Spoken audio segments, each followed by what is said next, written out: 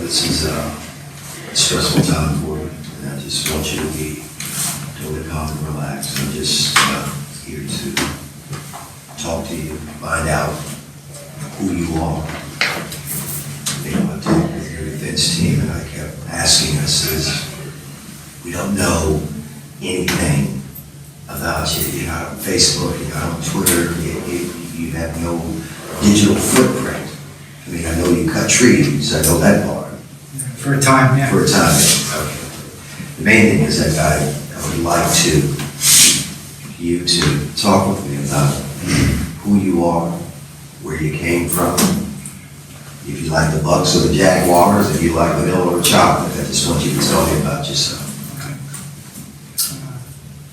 I'm pretty much your normal, average, everyday person with average problems, I would suppose. Right. I don't know what everybody else's problems are, but you know, I've got money troubles. You know, we've got moving troubles. Right. But other than that, everything. Now, are you originally from Delaware? Yes, sir. I've never met anybody from Delaware. How was your childhood growing up there? How many years did you stay there? My whole childhood and into my adult years. Right. I was born and raised and bled and bred in there. You know? Right. So what brought you down to the Bay Area? Well, Mom died about 10 years ago and left me with a little bit. And it was able to sustain me for a little while. As far as the tree business goes, choose young and stitch out. Exactly. It's tough work. Yeah, just like your vehicle or anything else. Right. Once you're done with, they cut you off and throw you away. So, you know, you want to get out of that as quick as you can normally. Right. Gave me a little freedom to move about and been here before on hurricanes doing a lot of work. This is where I chose. Right. You and your wife love the area? Love it. Yeah, it's one of the best places I've ever been able to settle down in as far as the people and where I lived at. This is one of the places I've stayed in the longest in my entire life. Right. Once again, because of the people in the area of where I was at. Right. Now, you just speaking about your wife and hardships, you're facing some real tough financial times, because I've gotten word that I guess the landlord wants her to move out. You got some financial issues going. Yeah, it's his house, and being fair about it, he had informed us a while back, as far as a year ago, that he would be folding the house back into his business and no longer renting it out to anybody. So we were aware, but not sure of the date. And turned out the date was August 31st, and which is the time. Yeah, it was the time she was supposed to be out of the house. So we give him a slight grace period, I think, for now. But that's not going to last long. Your time in here has been tough on you. Very. What do you think about Everything. Yeah. Everything and anything. And then I don't want to think about everything and anything too, because there's nothing I can do from here. Right. For anybody. Right. And you're worried about your wife and her welfare. Financially and physically, yeah. She's unable to move out of the house financially, and she's unable to do it by herself. So she's kind of stuck without me. Right. And she For feel anybody else to. And she feel helpless. Yeah. This case, I would think, has probably been very stressful for her too. Yeah, everything about it. It hasn't made things any easier as far as anything goes. It's totally new for everybody involved, I would say. And the threats and words. She's actually facing threats out. Yes, Yeah. yes, very much so, from day one. Right. So I can't be there to Do anything. do anything. I mean, you're here and you know, you're facing what you face. There's not much you can do. Right. Take me back to, I'm going to call it that day. What kind of morning did you have July 19th? Like, were you working? Were you walking the dogs? Were you? I don't think this is really the right place to go into specifics about that day. Well, I wasn't talking about the actual incident of the shooting. I'm just saying what your day was like. Coffee, Normal, everyday day, really nothing that, saw the wife off to work. yeah, nothing too surprising out of any of it. My days are my own, pretty much these days, you know. I've been concentrating on packing and getting everything else done, and trying to get out of the house. Right, right. You know, everybody involved with this case, a lot of people involved with this case have spoken up. The sheriff has spoken out.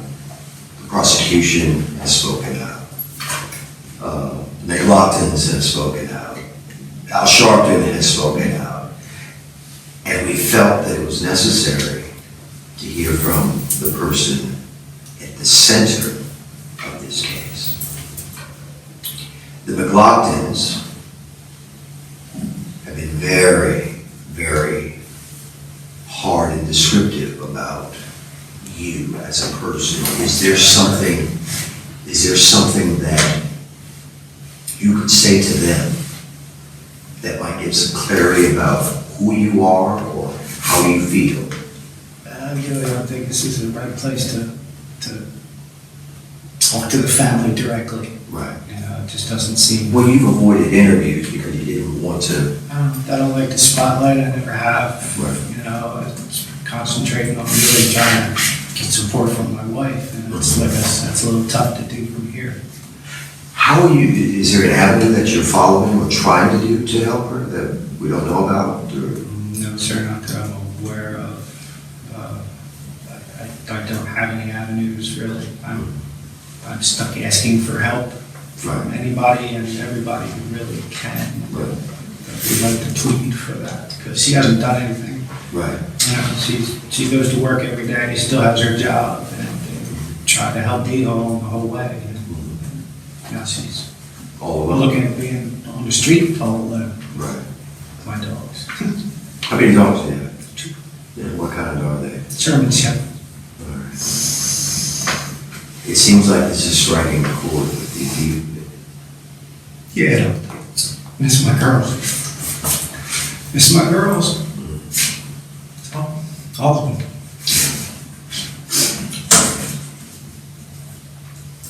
Is there anything in your mind that would change now that you have a chance to look back? Is there anything you would change with what happened, how it happened? Is there anything that you would change, or I'm sure you had time to think about this?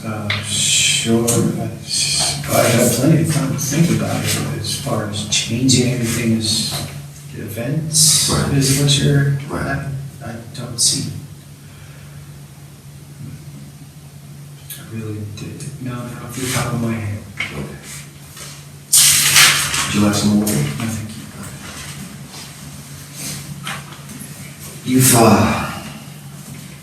We checked and you had no criminal history here, none. You've had only 2 run-ins, but you've never been arrested or charged with a crime or anything. On the road a lot. Right. Being on the road a lot, lots of things happen along the road, you know, so No, traffic I know. infractions. No, I totally understand. But one of the cases that, and this is coming from people that have come down to speak about the events and things of that nature, and they get the feeling that there might be a racial overtone to this incident. There's almost no way of that. Number one, my upbringing really prevents that from coming out of me ever. My parents weren't that way. Right. You know, it was always trying to get along with everybody. Green eggs and ham. You know, everybody's different, and I grew up during desegregation, not segregation. Okay, so it's not like was sheltered from other cultures or races, from a very young age. And my professionalism beyond that prevents me from saying stuff like that anyway. So I can look you in the eye right now and ask you, Yes. if you are a racist, what would be your answer? So there's You do not hate black people. I do not hate anybody. I don't see that I have to break it down into a person or anything, but that's what's happened. Okay, that's what it's become. Something that was one thing has become something else, and that is mostly in the eyes of the beholders. I don't see how it could be any other way.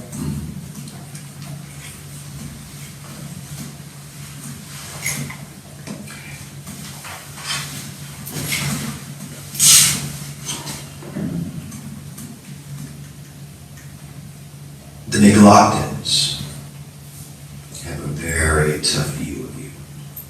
So I heard.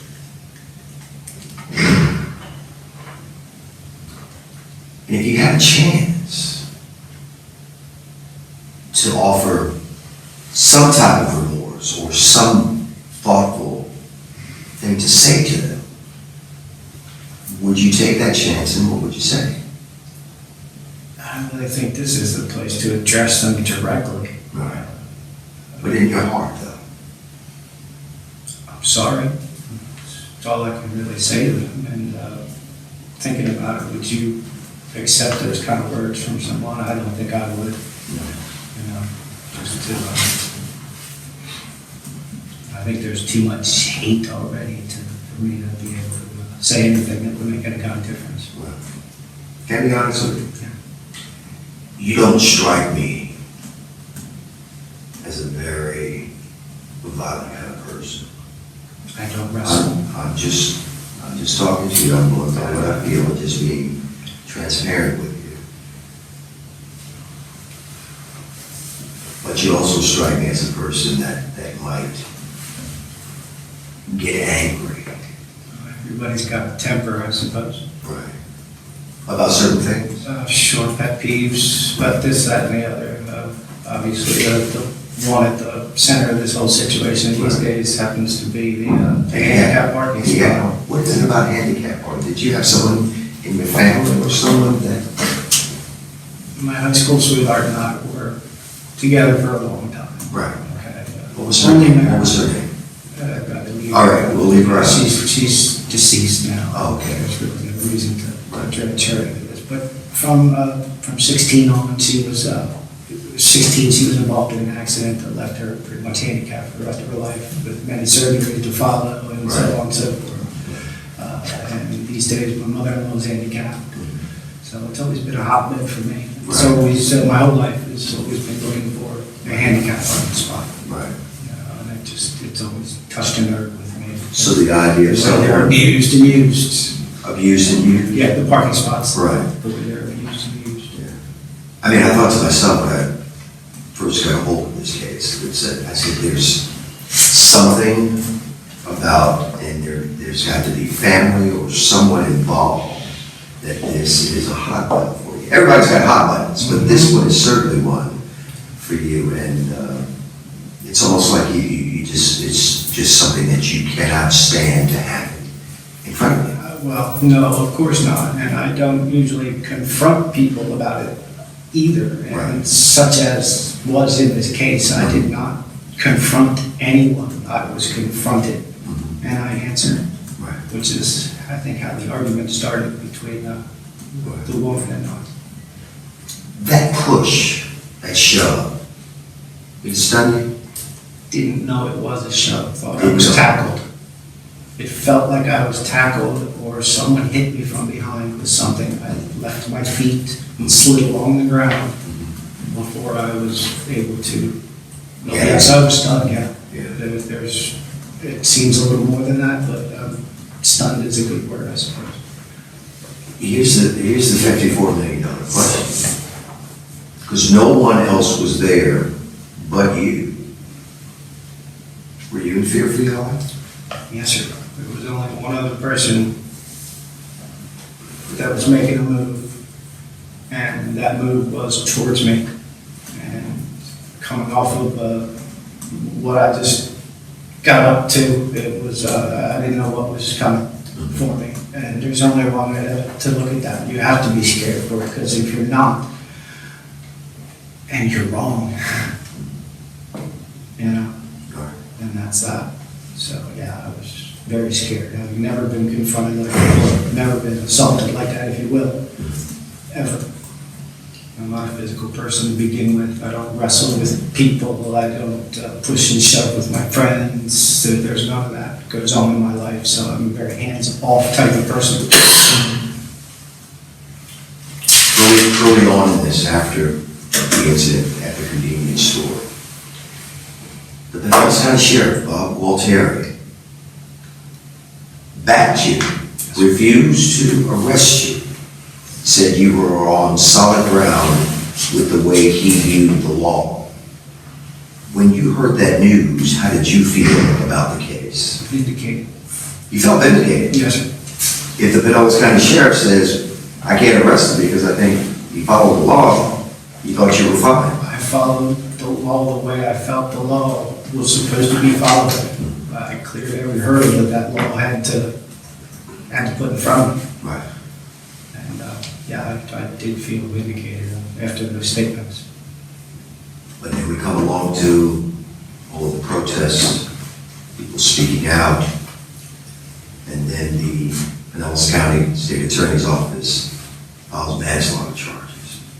What did you, when you first heard that, what did you think? Number one, shocked. Number two, devastated because I didn't hear about it until they were putting handcuffs on me. So, other than that, no, angry, yes. Right. Did you drive yourself to the? Yes. You turned yourself in? No, sir. They lied to me and under guise of returning my property, requested me to show up at the sheriff's office to talk to the original detectives. Right. Who in turn were prepared to arrest you. Yes. So you had no idea you were about to be placed under arrest. Yes. Where were you staying? I mean, it's a moot point now. But where were you staying in between?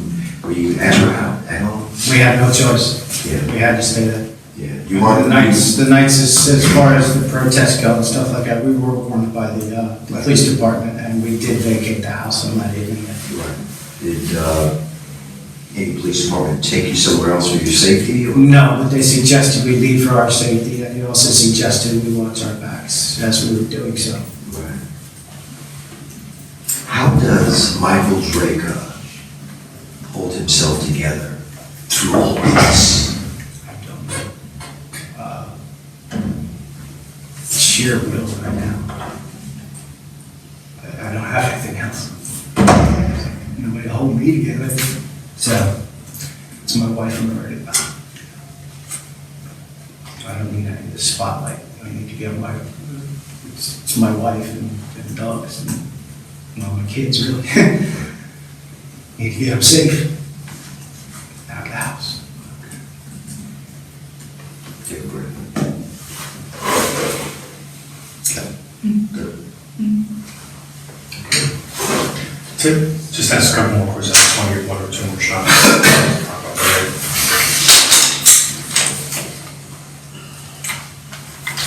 I didn't live too far from the store location. I used to live on Edgewood, which is like 3 or 4 blocks away.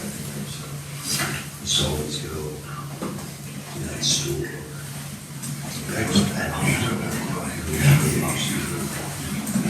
Yeah. Until maybe about a year ago. About a year ago. Yeah. Right. Right. And they only moved not too far away out there, so they're still in the area as well.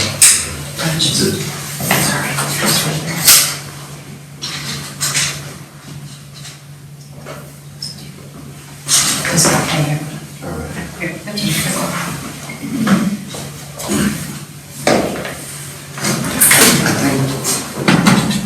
I think we're good, no? It's a two-year call. Oh, you didn't cover it. I know you had, Yeah, no. but you didn't the previous ones. No. Okay. You're going to want to ask you about that? I'll just ask you one last question, just to clear up. Was talking about some of the previous events or altercations which you never were arrested, never were charged with anything. One of those involved at the store, the guy driving the supply truck, where he claimed that you use the N-word against him, and that's why people are thinking that this might be racially motivated. Please clear this up. Are you a racist or not? No, sir, not by any means. I've worked with too many people. I've met too many people in my life to be that kind of person. There's no way to survive really by being like that. It doesn't help anyone. It's and to have that kind of feelings about an entire race of people seems foreign to me. Why? How could that happen? But as far as the incident with the gentleman there, and that claim, the claim is totally false. I wouldn't have used that word, especially when I'm confronting someone about something like that. You know, he had the name of his company on the side of the truck, and he was an easy target, you know, for my pet peeve that day. So why would I mess that up by throwing that word in? You know, it doesn't make sense to me, other than wanting the spotlight for himself or wanting to turn people against me as it is. I don't have too many friends, so there's not a whole lot of people that know me, but everybody who does will dispute that to Are me. you a strong supporter of gun rights, Second Amendment rights? I'm a strong supporter of Second Amendment rights in the fact that everybody deserves to feel secure in their person, no matter where they go, what they're doing, as long as they're there. Legally, of course. Right. You know, so yeah, I guess you could say I'm a big supporter of the Second Amendment, I suppose. Not overtly, you know, I'm not outspoken about it, but, you know, in my heart. Don't forget to take the mic off. Good luck to you. Thank you, sir.